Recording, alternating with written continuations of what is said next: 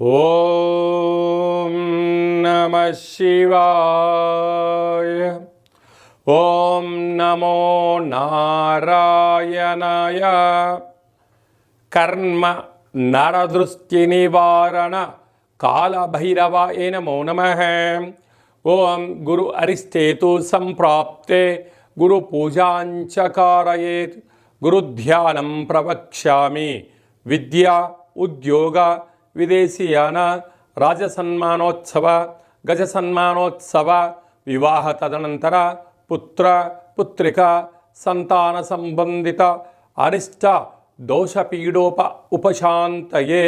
హరి ఓం. మా ఛానల్కి స్వాగతం.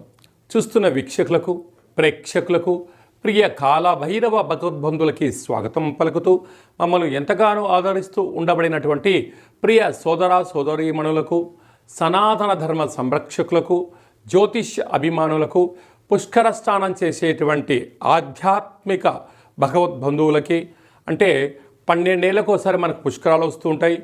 కుంభమేళ, అర్ధ కుంభమేళ, మహాకుంభమేళలో స్నానం చేసే వారందరికీ మరొక్కసారి చిన్న విన్నపం ఏమిటయ్యారగా, వృషభ రాశిలో నుంచి దేవగురు బృహస్పతి మిథున రాశిలోకి ప్రవేశం జరుగుతుంది కనుక మనకు సరస్వతి మాత అంటే సరస్వతి నది పుష్కర మహోత్సవ కార్యక్రమాలు జరుగుతూ ఉన్నాయి.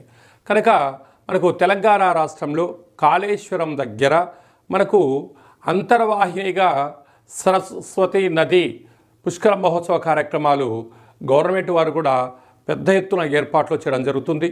కనుక మనమందరము కూడా మే నెల 15వ తారీఖు నుండి 27వ తారీఖు వరకు మన వీలును బట్టి వెళ్ళి పుష్కర స్నానాన్ని ఆచరింపజేసుకొని ముక్కోటి దేవతల యొక్క ఆశీస్సులు, పుష్కరుడి యొక్క ఆశీస్సులు పొందాలని కోరుకుంటూ అందరిపైనను, ద్వాదశ రాశులపైనను, ఈ భూమండలం మీద ఉండబడినటువంటి అనేక జంతువులపైనను, పక్షులపైనను, ప్రకృతిపైనను దేవగురు బృహస్పతి యొక్క ఆశీస్సులు ఉండాలని కోరుకుంటూ అందరినీ చల్లగా ఆశీర్వదించమని కోరుకుంటూ మనము స్వామివారిని వేడుకుందాం. ద్వాదశ రాశుల్లో గ్రహ గమనాన్ని ఓసారి వీక్షింపజేద్దాం. 15/5/2025 నుండి 31/5/2025 వరకు ద్వాదశ రాశుల్లో గ్రహ గమనాల్ని మరొక్కసారి వీక్షింపచేద్దాం. మేషరాశిలో బుధ భగవానుడు సంచార స్థితి. వృషభ రాశిలో రవి భగవానుడు ఏడాది తర్వాత సంచార స్థితి. 12 సంవత్సరముల తర్వాత మిథున రాశిలో దేవగురు బృహస్పతి సంచార స్థితి. కర్కాటక రాశిలో కుజ భగవానుడు నీచభంగ రాజయోగ సంచార స్థితి. కన్యరాశిలో కేతు సంచార స్థితి. మీనరాశిలో శుక్ర భగవానుడు, శని భగవానుడు, రాహు భగవానుడు సంచార స్థితితో ప్రారంభంలో ఇలా ఉన్నాయి. 19వ తారీఖు 5వ నెల 2025 నుండి రాహు భగవానుడు కుంభరాశిలోకి సంచార స్థితి, కేతు భగవానుడు సింహరాశిలో సంచార స్థితితో ద్వాదశ రాశుల్లో గ్రహ గమనాలను మనం ఒకసారి వీక్షింపచేసాం. సింహరాశి వారికి దేవగురు బృహస్పతి యొక్క ఆశీస్సులు పొంది అద్భుతమైన లాభాలు ఎలా పొందాలో ఈ వీడియోలో సవివరంగా సంపూర్ణంగా తెలుసుకుందాం. సింహరాశిలో ఏ నక్షత్రాలు వస్తనగా మఖా నక్షత్రంలోని 4 పాదాలు, పుబ్బా నక్షత్రంలోని 4 పాదాలు, ఉత్తరా నక్షత్రంలోని 1 పాదం కలిపితే సింహరాశి.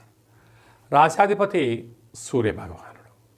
వీరికి 2వ స్థానంలో కేతు సంచార స్థితి ఉండడం వల్ల వృత్తులు, ఉద్యోగాలు, వ్యాపారాలు, రాజకీయాలు, సేవా రంగాల్లో వీరి మనోధైర్యము, వీరి యొక్క ఆలోచననే విజయానికి అనేక మెట్లు ఎక్కుతారని చెప్పి కూడా గమనించగలగాలి. అలాగే అష్టమంలో త్రిగ్రహ సంచార స్థితి, శుక్రుడు, శని, రాహు సంచార స్థితి ఉండడం వలన పుష్కర స్నానం చేయడం,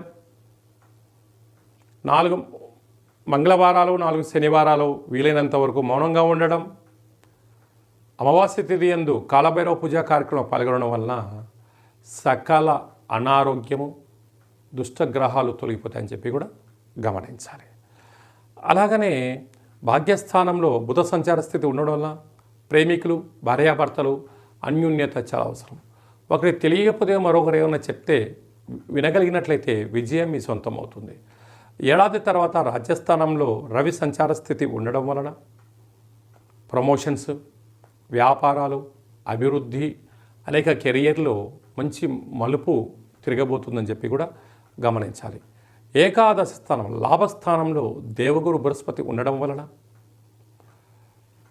పుష్కర స్నానం చేయడం, ఎరుపు వస్త్రాలు దానం చేయడం, గోధుమలతో కూడుకున్న ఆహారాన్ని అన్నదానం చేయడం, ప్రవహించే నీటిలో కొబ్బరికాయను వేయడం, రూపాయి బిళ్ళను నమస్కరించి వేయడం వలన గురు యోగ్యత కలిగి స్థిర చరాస్తులు, భూములు, ఇళ్ళు, వాహనాలు, క్రయ విక్రయాలు యోగదాయకం అని చెప్పి గమనించాలి.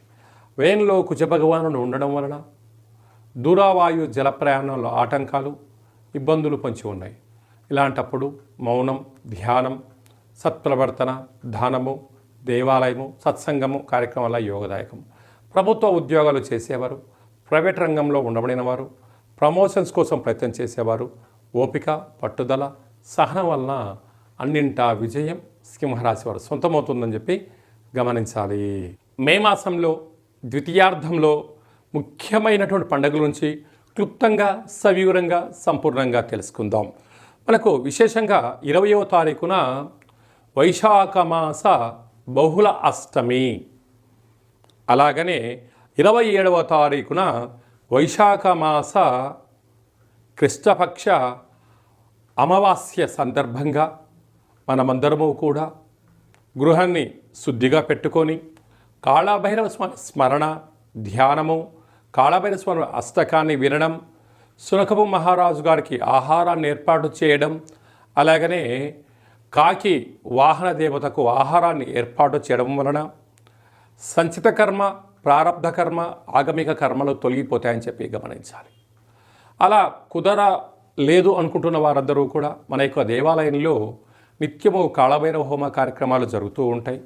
ఈ కింది నెంబర్ను సంప్రదించినట్లయితే మీకు వీడియో కాల్ చేసి స్వామివారి యొక్క దర్శనం చేయించి మీరు అనుకున్న అన్ని పనులను విజయం సాధించేటువంటి కాళభైరవ హోమ కార్యక్రమాన్ని చేయించడం జరుగుతుందని చెప్పి కూడా గమనించాలి.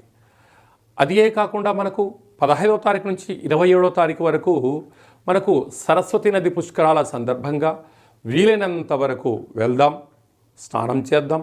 గతించినటువంటి పెద్దవారికి అక్కడ హిరణ్య శ్రాద్ధము, సువర్ణ శ్రాద్ధము, అలాగా అనేక కార్యక్రమాలు, దశదానాలు చేయడం వలన వారి యొక్క ఆశీస్సులు మన కుటుంబాలకు శ్రీరామ రక్ష అని చెప్పి గమనించగలగాలి.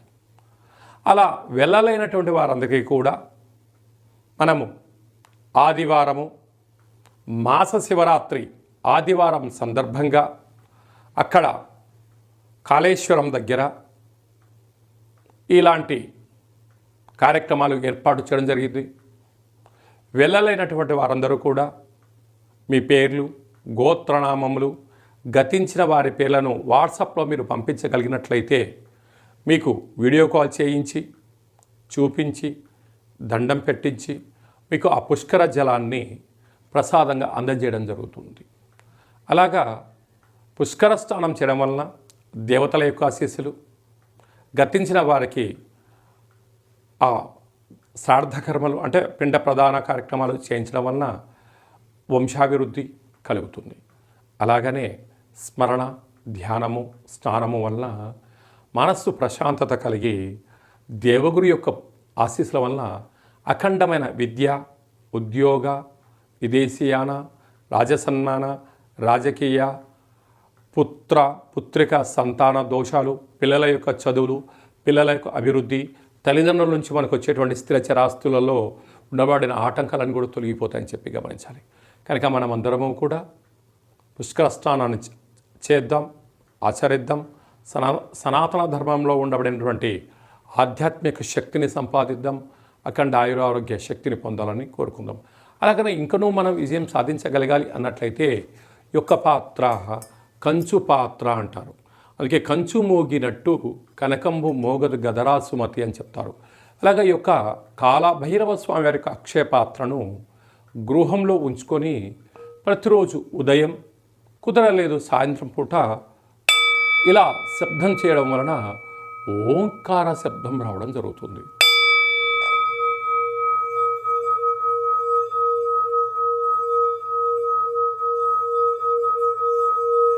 ఈ ఓంకార శబ్దాన్ని సృష్టించడం వలన, వినడం వలన మన మనస్సు ప్రశాంతత ఉండడం, గృహంలో ఉండబడినటువంటి జ్యేష్ఠాదేవి బయటికి వెళ్ళిపోవడం, ఇంట్లో వాస్తుదోషం తొలగిపోవడం, మానవుని శరీరంలో చక్రాలు వికసింపచేయడం, మనం ఏదైతే అనుకుంటున్నామో ఆ పనులు అన్నిటినీ కూడా కాళభైరవ స్వామి దేవ ముందుండి నెరవేర్చడం జరుగుతుంది. అలాగా కాళభైరవ స్వామి యొక్క పూజ 20 రకాల వస్తువులతో దిష్టి దించి ఈ అక్షయ పాత్రను అందజేయడం జరుగుతుంది. కనుక మనం అందరము కూడా అక్షయ పాత్రను ఇంట్లో ఉంచుకుందాం, అష్ట కష్టాలకు స్వస్తి పలుకుదాం, అష్టైశ్వర్యాలకు స్వాగతం పలుకుదాం. అలాగే మీ వ్యక్తిగత జాతకం తెలుసుకోవాలనుకుంటున్నారా? మీరు పుట్టినటువంటి తేదీ, నెల, సంవత్సరం, సమయం, మీ పేరు రాసి ఆన్లైన్ ద్వారా కానీ ఆఫ్లైన్ ద్వారా కానీ మీరు పంపించగలిగినట్లయితే 100 సంవత్సరాల జాతకాన్ని రాసి పంపించి మీరు పుట్టినప్పుడు గ్రహ గమనాలు ఎలా ఉన్నాయి, ప్రస్తుతం ఎలా ఉంటున్నాయి, రాబోయే కాలంలో ఎలా ఉండబోతున్నాయో సవివరంగా సంపూర్ణంగా తెలియజేయడం కూడా జరుగుతుంది.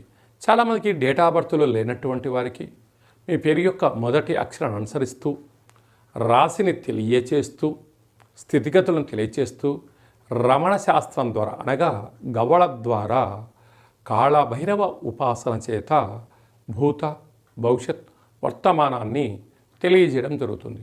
కనుక జాతకాన్ని తెలుసుకుందాం, జీవితంలో రాబోయేటువంటి అడ్డంకులను తొలగించుకుందాం, ఐశ్వర్యాన్ని, ఆనందాన్ని పొందుదాం, అద్భుతమైన యోగాలను మన సొంతం చేసుకుందాం, మన గ్రామ, రాష్ట్ర, దేశ, ప్రపంచ స్థాయి వరకు అందరం ఎదగాలని కోరుకుందాం. కనుక జాతకం తెలుసుకోవాలనుకుంటున్న వారందరూ కూడా అపాయింట్మెంట్ తీసుకొని సంప్రదించగలరు. అలాగా వివాహం కాని వారికి ఎందుకు వివాహం అవ్వడం లేదు, జాతకాలు ఎలాంటి దోషాలు ఉన్నాయి, ఎలాంటి అబ్బాయి ఎలాంటి అమ్మాయిని వివాహం చేసుకోవచ్చు, ఎలాంటి అమ్మాయి ఎలాంటి అబ్బాయిని వివాహం చేసుకోవచ్చో తెలియచేయడం జరుగుతుంది. వివాహం అయినటువంటి దంపతులు తరచుగా చిన్న చిన్న విషయాలకు గొడవపడడం, విడిపోయేంత వరకు తీసుకొస్తూ ఉంటారు. అలా కాకుండా చిన్న చిన్న మార్పుల సలహాలు సూచనల ద్వారా మిమ్మల్ని ఆ పార్వతీ పరమేశ్వరులు ఎలా కలిసి ఉంటారో ఉండేటువంటి ఆధ్యాత్మిక సలహాలు సూచనలు ఇవ్వడం కూడా జరుగుతుందని చెప్పి గమనించాలి. అందరికీ వైశాఖ మాసంలో ఉండబడినటువంటి బహుళాష్టమి, అమావాస్య, సరస్వతి నది పుష్కర భగవంతుడి యొక్క ఆశీర్వాదం కోరుకుంటూ ఆశీర్వచనం. ఓం శతమానం భవతి శతాయు పురుష సతేంద్రియ ఆయుష్యేవేంద్రియే ప్రతిష్టతి ధనం ధాన్యం బహుపుత్రలాభం శత సంవత్సరం దీర్ఘమాయు సర్వే జనా సుఖినో భవంతు లోకా సమస్త సుఖినో భవంతు. సర్వం సంపూర్ణ కాళభైరవ దేవత, రుద్రదేవత, బృహస్పతి దేవత అనుగ్రహ ప్రసాద సిద్ధిరస్తు తదాస్తు. ఈ వీడియో మీకు నచ్చినట్టయితే లైక్ చేయండి, షేర్ చేయండి, మా ఛానల్ని సబ్స్క్రైబ్ చేసుకోండి. మేము చేస్తున్న ఆధ్యాత్మికమైన వీడియోలు అందరికన్నా ముందుగా మీరు చూడాలి అనుకుంటున్న వారందరికీ కూడా చూసి ఈ యొక్క ఆధ్యాత్మిక భక్తి సమాచారాన్ని భగవద్బంధులకు, మిత్రులకు చేరవేయండి. హిందూ ధర్మాన్ని కాపాడండి.